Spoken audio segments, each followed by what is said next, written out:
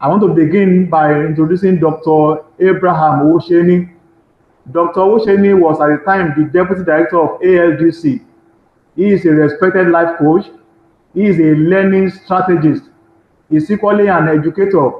He is very passionate about personal growth and learning experience and engineering for life excellence.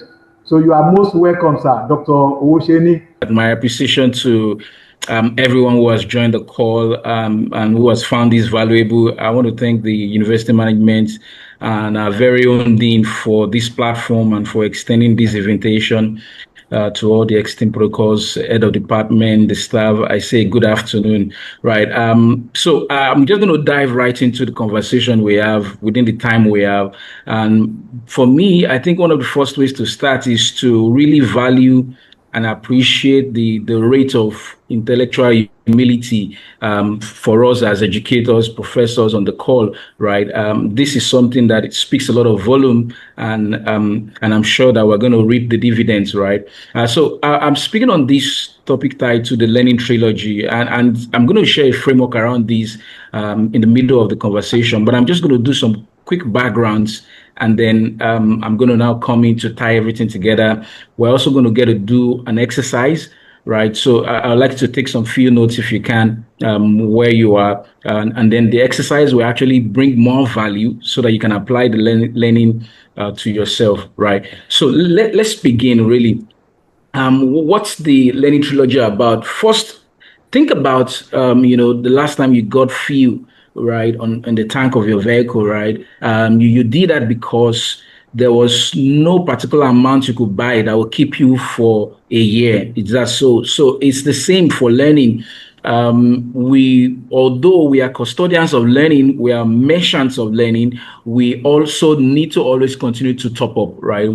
Which is the concept of lifelong learning. And I also always have this picture of, the airplane. The airplane is so inspiring as an innovation, but much more, the part that interests me a lot for this conversation we're having talks about, how about 200 to 300 people are within this innovation, bound on this craft, but then they are principally led by one or two people. And these two people determine the fate of the rest of the people. And that talks a lot about the place of leadership and how learning helps leadership. So we are experts in our field, in our niches. We have hundreds of students who are mentoring across different levels, graduate level, undergraduate levels. Our impact extends even beyond, the shores, our research publication, lots of citation globally. And so the what we learn or unlearn and relearn has a lot to do about the fate of our career journey. And this is why really, again, I'm emphasizing and appreciating this great innovation of the College of Science and Technology, in bringing this kind of conversation, to the fore. Now, as a form of a goal, really, when we are done, we literally get to work out with the ability to integrate and automate learning. It's a conversation around learning, and we can automate learning to achieve desired success, whether it's in academic, professional, social, marital, all wise, actually, right? And I'm going to give a few examples on what I'm mean when I talk about automation. Everyone agrees that we are in an automated world today, and even the pace of automation we have seen is just all we have seen hitherto. There will still be more disruptions talking about automation, but let's look at a few of them. In education, for example, we talk about, for instance, the learning management system, right? And we use one, for instance, the module.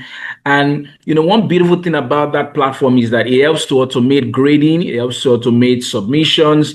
You could set up quizzes that opens at the time you set and close at the time you set, plagiarism detection, and many, many things, courtesy of the power of automation. You don't have to grade, individually. You've already set the answers of each quiz, and once it's done, you download the result. That's the beauty of automation. It crashes what could take a week into just 1 hour. How about in the field of, personal productivity? Yeah, we talk about, calendarization in today's world, whereby, you can just open up your calendar and lock up a meeting you have. Not only that, you can even ask the calendar to give you reminders a day, a week, 2 hours to the meeting. That's the beauty of automation. In the world of finance, for instance, that's a widespread one. Online banking has come in to stay, right? You could make transfers, and all of that. Just a bit of automation. I'm giving these examples just to give us that background and reminding us of how automation is the world we are living today. In transport, for instance, in transportation and logistics, you don't have to know everywhere you're going to. You just need to be able to, have a device, a GPS, and it automates you and guides you to where to go and how to get there.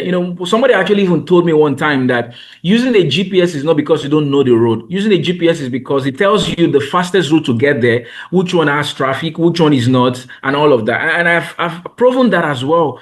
Let me give one more example. In security and surveillance, for instance, many of us use devices, laptops, and many other smart appliances that all you just need to do is put your face there, have some gestures, and they open up, right? There are remote controls, smart homes, different kind of security surveillance thanks to automation. In healthcare, for instance, we also have the electronic health record. You don't without there are no big files again today in most clinics. It's all automated. The GP has the record, the pharmacy has the record, and it's just the beauty. But here is the concern. How about in personal and professional excellence? What is the automation we have in personal and automation and professional excellence?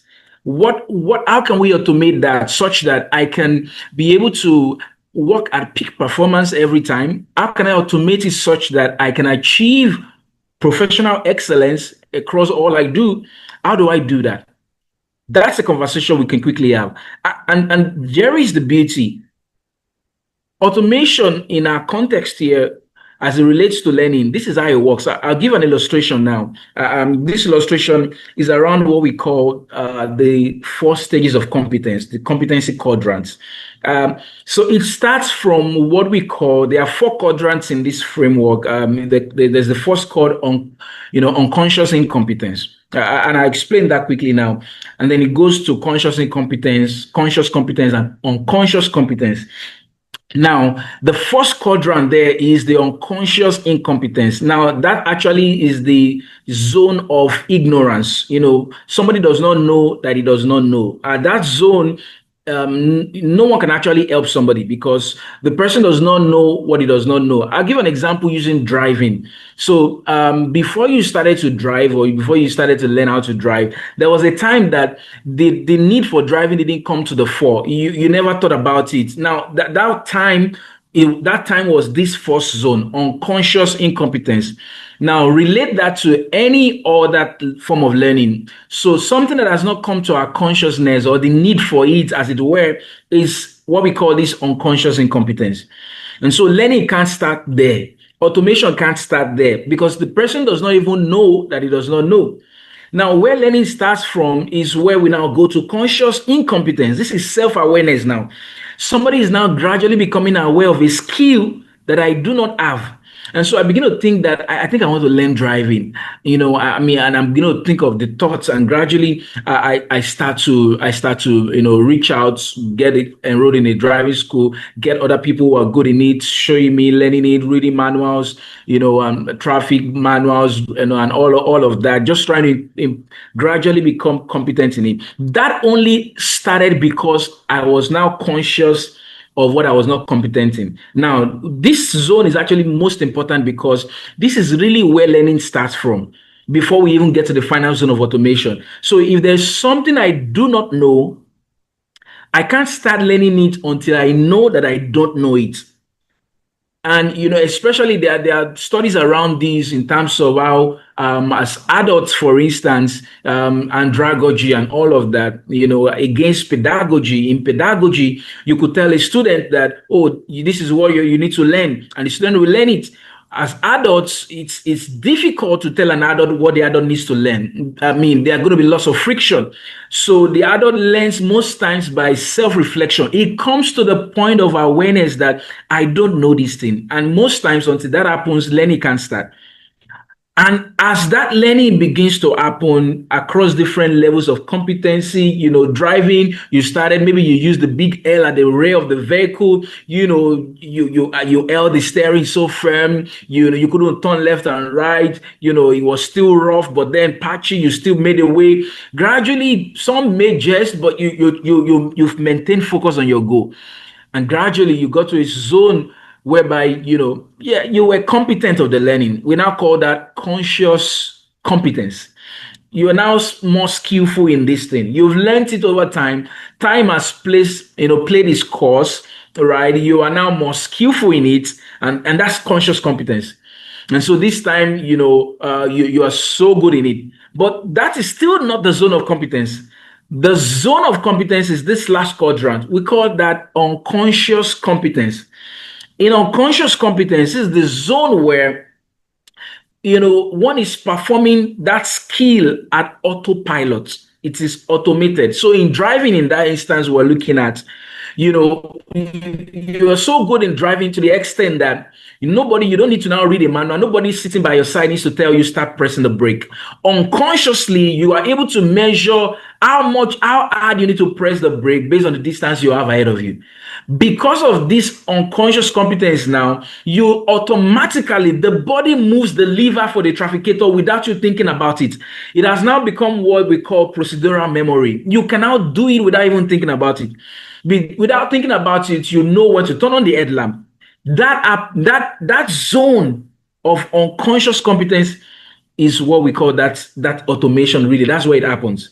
Now, the question today is, what if we can get our learnings to go from unconscious incompetence to unconscious competence, such that excellence will be autopilot?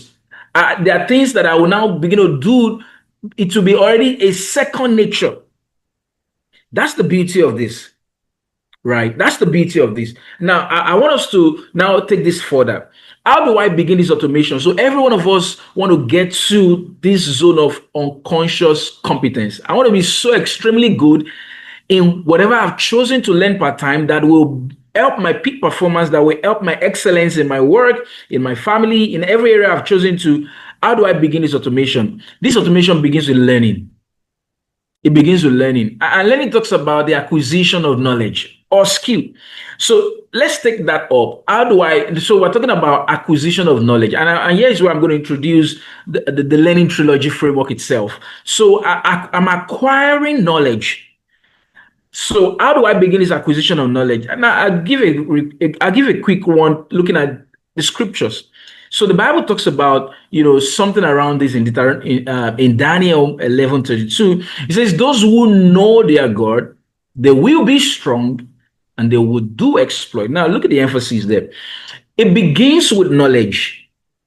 And, it now flows into skill and action, right? Then it starts with knowledge, knowing, right? And then that knowledge now dovetails into two other zones, which are now the zone of competence, where the knowledge now becomes part of me, part of my being, and then I can do it effortlessly. So here is the Learning Trilogy. It has three variables there. We call it KSA, right? I mean, this is not King Sunny Ade, but you can just take that up as a memory to recall that. The KSA, these are the three variables. It starts with knowledge, skill, and then attitude. Knowledge, skill, and attitude. And this is how this works. It begins with knowledge. It begins with knowledge in the sense that as you begin this conversation that I want to get to the zone of competence, I want to get to that zone where we talk about unconscious competence, I need to start by learning, which starts by knowledge. What do I need to know across define specific areas? And I'm going to give some examples shortly. So what is that thing that I find that I'm not competent enough in yet? Maybe for my self-evaluation, I want to learn, just like the day the time you chose that you wanted to start learning driving. So I take that same conversation and then I begin that. From that learning of acquiring knowledge, soon it becomes a skill. Soon I become so dexterous in it. And, that also now becomes my second nature, which is now the last variable they're talking about, attitude. And so it now becomes automated. But this is going to take time. So can we start today? Now, if you flip back many years ago, there were things, maybe when, you started up, maybe in the academic world, for instance, or any other skill you started, exposing, yourself to. There was a time when you started it, but over time, you got so good at it, become a skill. From becoming a skill is now second nature. It doesn't take you much effort like when you were learning it. This is the beauty of this trilogy. So I'll just show some examples around this so that we can now, put this in context. So to put this in context, every time we need to ask ourselves, what does success look like? Because automation begins with clarity. So whether it's professionally, whether it's maritally, whether it's socially, financially, whatever area, what does success look like? Somebody asked me some years back, and he was just asking, a student, he was asking, really, he says, what is success? I can imagine that, because again, society has different metrics of success, but you have a choice now to define what does success look like for you, so that based on that, you can now know what knowledge I need to automate. Now, let's look at these examples. Now, this is exercise we're going to do, but I'm going to show some examples right now, so that with those examples, we can now I'll give a few minutes we can now do those exercises. So it starts first by defining what success looks like. When I'm able to define what success looks like for me, whether it's in profession, whether it's whichever area, then I need to now ask myself, what body of knowledge will help me to achieve that success factor? When I think about it and I reflect again on what body of knowledge will help me achieve that, then I start it. I start to practice it. I start to apply it. I start to develop it. And as I start to develop it, automatically it would get to a zone where it now becomes part of my habits, part of my second nature, where it becomes automatic, which is that zone of automation. So let's look at some, random examples in no particular order. So this is an educator who has a desire he says, I want my research to influence national policy. And I want to be recognized as a go-to expert in the media. So, I can connect with this success factor, because, most times when we see the news, especially within the Nigerian environment and even outside, most news agencies, when they want to get some facts from university professors, faculty, and staff, they literally kind of look for who would they go to. And, sometimes I watch the news and I see that they put on the lower third there, Professor do so and so, and then they put the Department of this, University of Lagos. And I'm like, why University of Lagos? Because I've seen it over and again. Why this school? Why not me? Why not you? Right? But it's a success factor. If I want to get my research to influence national policy and a go-to expert, when they are thinking of climate change, they come to you. When they are thinking of renewable energy, they come to you. When they are thinking of smart homes, they come to you. How do I do that? So I start with knowledge. That's the first part. I say, I'm going to ask myself, what body of knowledge do I need to translate my current research, because I already have a niche, into policy impact, so that it can influence public, and people can understand it in public beyond just scholars and academics. So, for instance, maybe I need to now begin to learn about media relations, policy translation, policy briefs.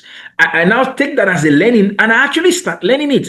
If it takes me to take courses, if it takes me to read articles, whatever it takes me, I go to learn it. As I continue to learn it, it now soon becomes a skill. It becomes a skill whereby after I release an article, for instance, I don't stop at the article. I also maybe go on Twitter or I go on LinkedIn and I write a policy brief about that article that the public can understand, for instance. Or gradually I begin to deliver public lectures around that research as well. And so this is the automation, because most times this automation doesn't happen automatically, although we call it automation. I'll say that again. Automation doesn't happen automatically. There is already a process set in place for it, and then that plays out. And then by itself, if I've done the first two, most likely, because I'm becoming skillful in it, it becomes second nature. And from experience, most times in this example of this success factor, media houses don't give 1 week, don't give 2 weeks invitation.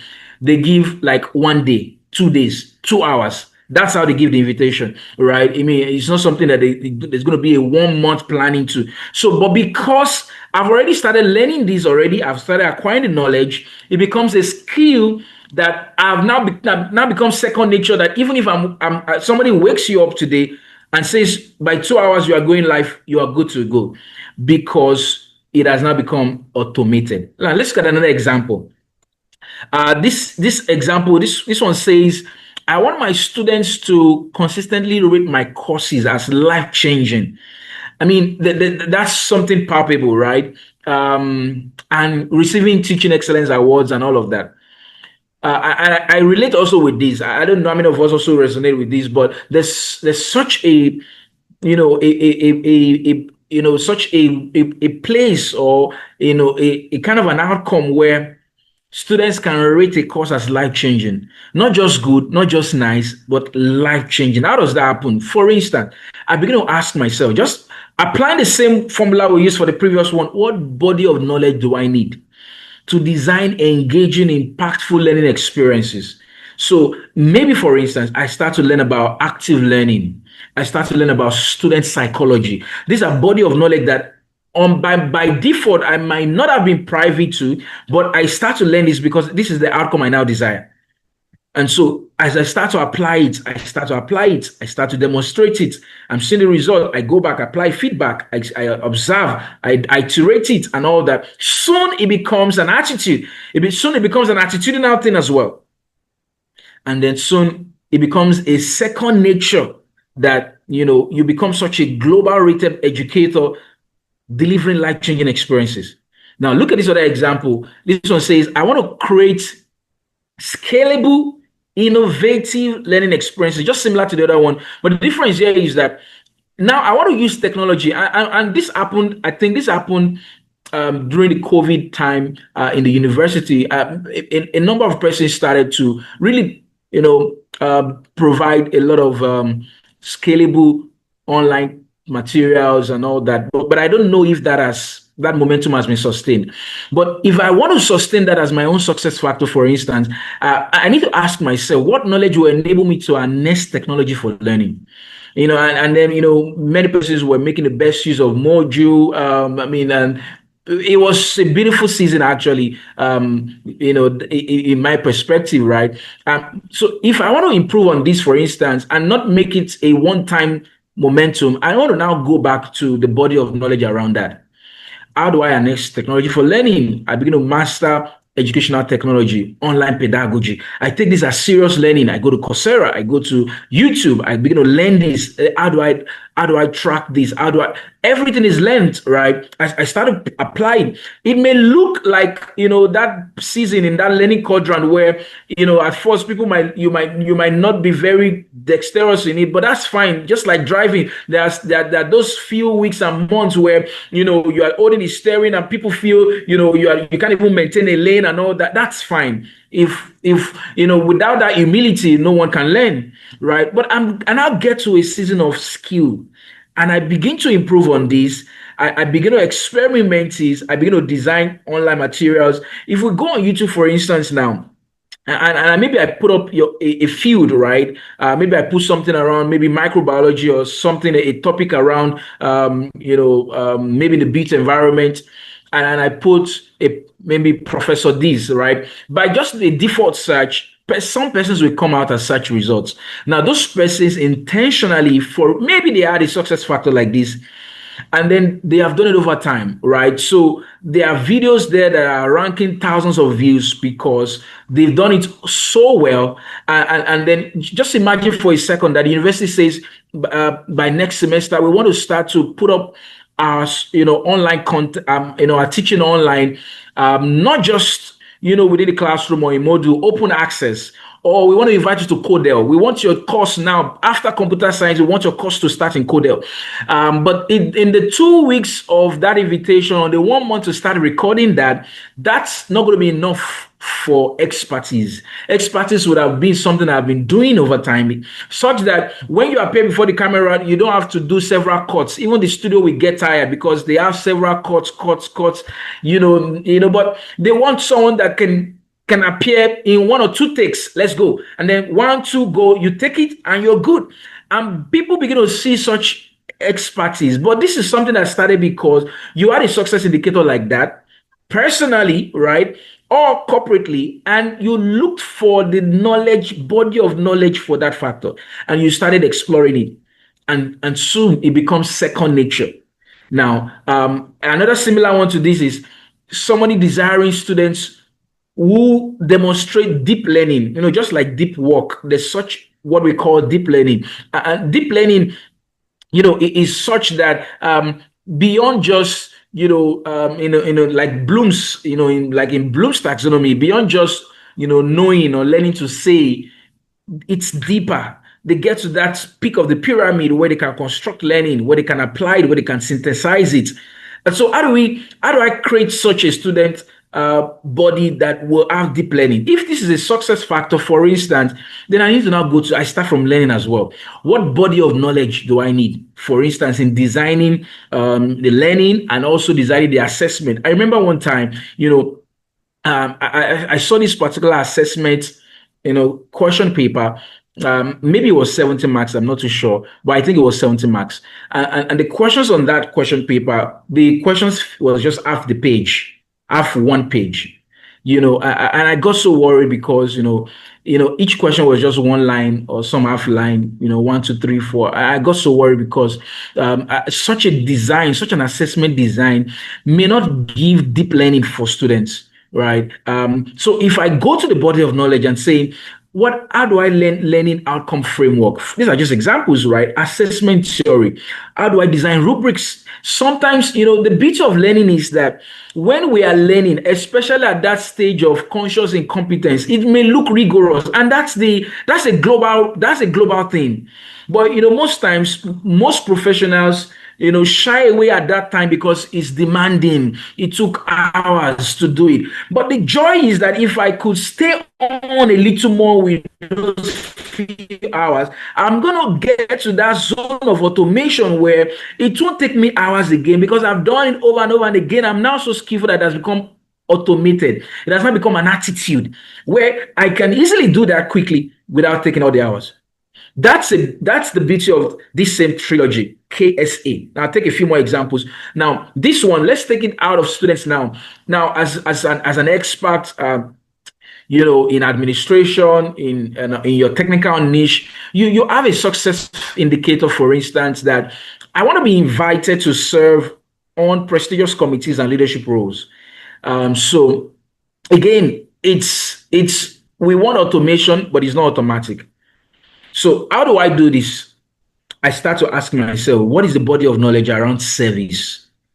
Why do the same people get called again and again and again and again? What is it? I want to learn this. This just couldn't have been happenstance. What is the body of knowledge? Is there a body of knowledge around service, around leadership, around networking, around follow-up, around as I start to learn that, I begin to grow. I begin to improve. I see the results. And you begin to practice this, actually building intentional relationship. For instance, and this is just an example. I remember, I think 2018, I had an opportunity to serve in the ICADI committee with the leadership of late Professor Isaac Obayan, and Professor Ranusi as committee chair and co-chair, respectively.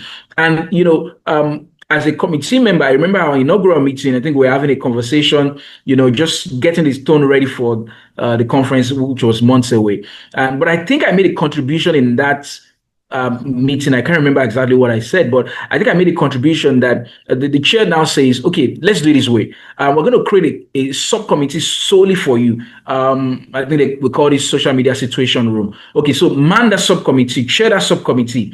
But that came, for instance, because of a learning around service and contribution, right? And as you practice that, it becomes second nature. Now, let me give a caveat around this as this begins to play out. Sometimes some people may have some thoughts around, and this happens for every form of learning.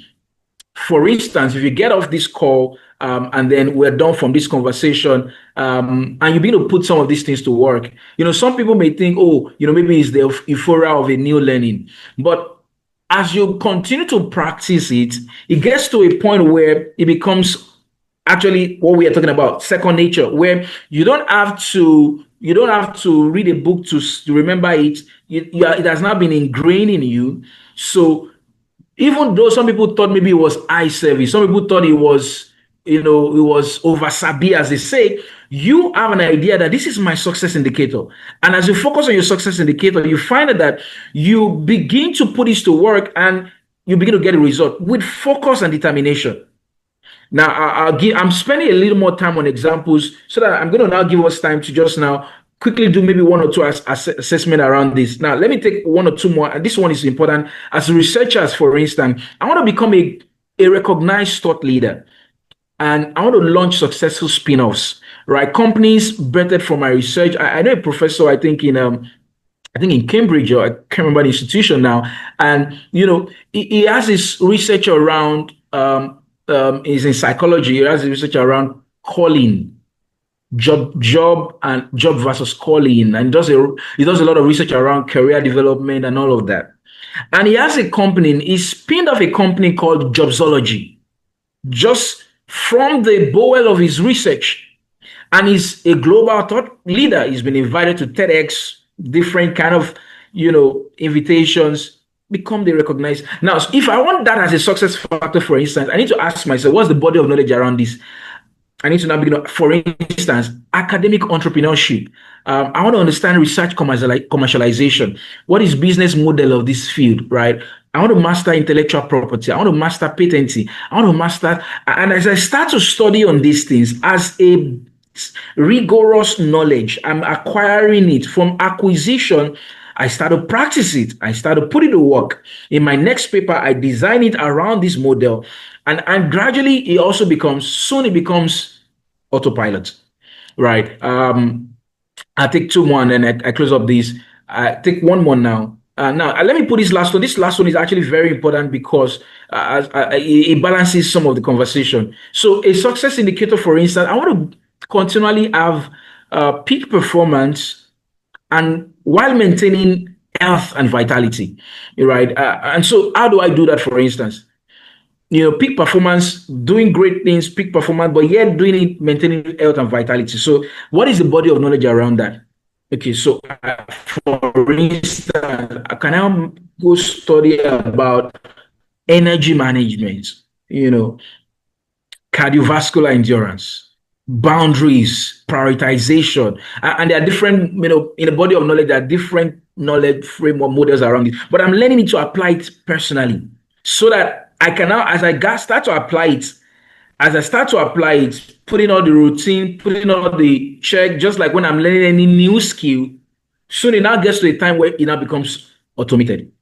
Now, I want us to do this exercise right now, and I want to just, we have 3 minutes to do this exercise. Okay, let me go back before our time starts. So please grab your material. This is what I want us to do.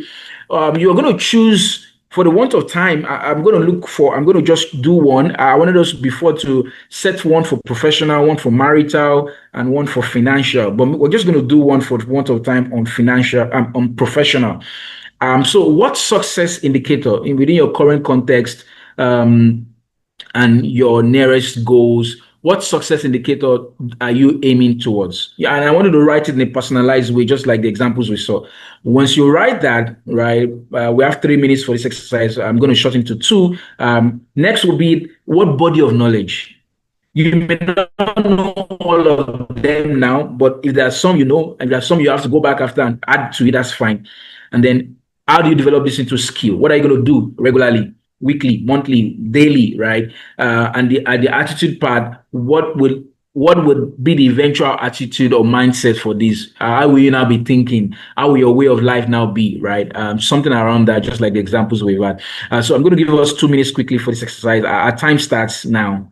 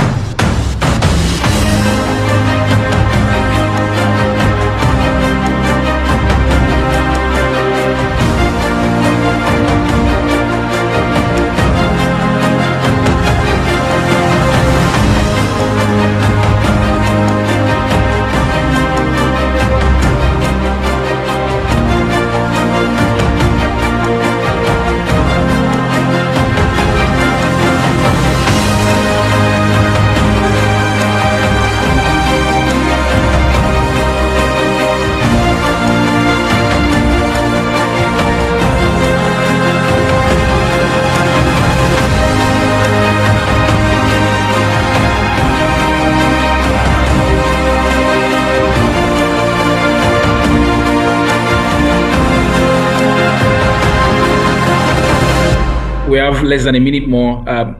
I want action takers. This is how we draw a lot of value from this experience.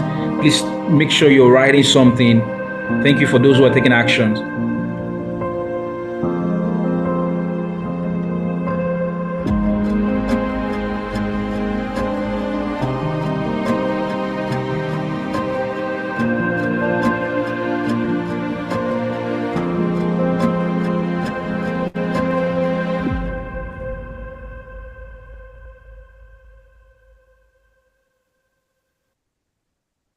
We have less than 30 seconds to go now.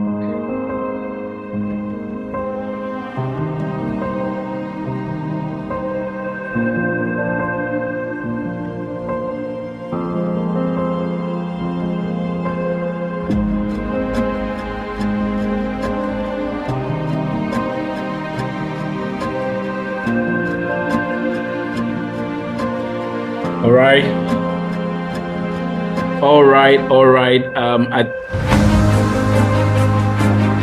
So for the want of time, I want us to wrap it up here so that the next section can begin. And I want to thank everyone who has taken action.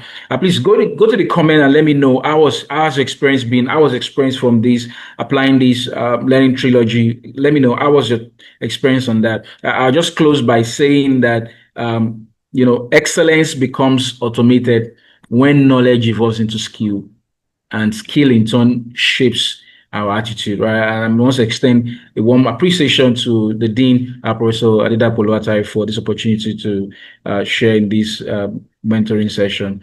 Thank you so much, everyone. The first session that we had was really eye-opening, how we can transit from knowledge. But this time around, not just knowledge about everything, but knowledge about that area of interest. And we need to get to that point of, I think he called it conscious. Let me try and see, because me too, I'm trying to learn some of these words. He called it conscious incompetence. We need to get to that point where we know what we don't. We come to the consciousness of what we don't know before we can now set targets for ourselves. And It was good he was able to break it down. You have a particular priority, get knowledge in that area, make sure you begin to build skills far ahead. And before you know what's happening, it actually becomes part of you. And that's the attitudinal part. That's actually the automation part of it. So all of us know where we want to find ourselves in the next 5 years. Why don't we begin to build competence in that particular area? That was by Dr. Owoseni. And it said excellence becomes automated when knowledge evolves into skill, and skill will shape our attitude.